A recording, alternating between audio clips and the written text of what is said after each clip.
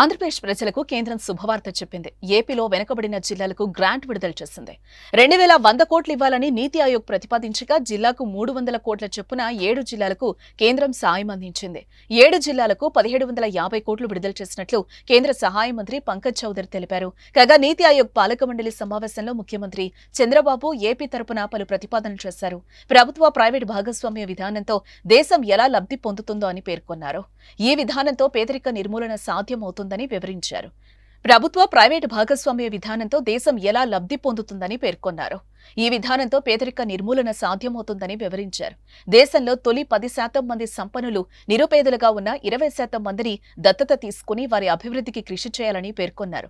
వికసిత్ భారత్ ప్రయాణంలో భాగస్వామి కావడానికి ఏపీ ఎంతో ఆసక్తితో ఎదురుచూస్తోందని అన్నారు. నదుల అనుసంధానం, గ్రామీణ ప్రాంతాల నుంచి అన్ని చోట్లకు రహదారులు ఉండాలని అన్నారు. రైతులు ఆదాయాన్ని పెంచాలని అన్నారు. వ్యవసాయాన్ని లాభసాటిగా మార్చడానికి వీలుగా నదుల అనుసంధానం చేయాలని పేర్కొన్నారు. పోర్టులు, ఎయిర్పోర్టులు, రైల్వే స్టేషన్లకు రహదారుల్ని అనుసంధానం చేస్తే రవాణా చాలా సులభతరం అవుతుందని అన్నారు.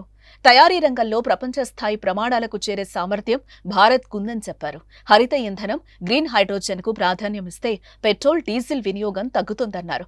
కేంద్రం విడుదల చేసిన గ్రాంట్తో రవాణా మార్గాలు మెరుగుపడే అవకాశం ఉంది.